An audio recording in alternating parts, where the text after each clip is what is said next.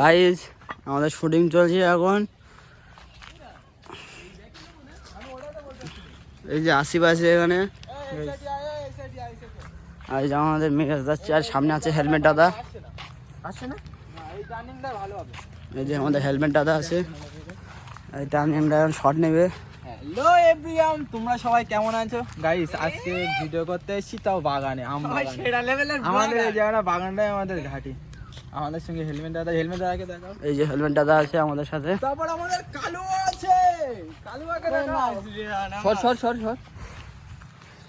এই জায়গাটা ভালো আছে, বেশি বড় বড় করে শেষ। আসিফ তুমি কিছু বলতে চাচ্ছ?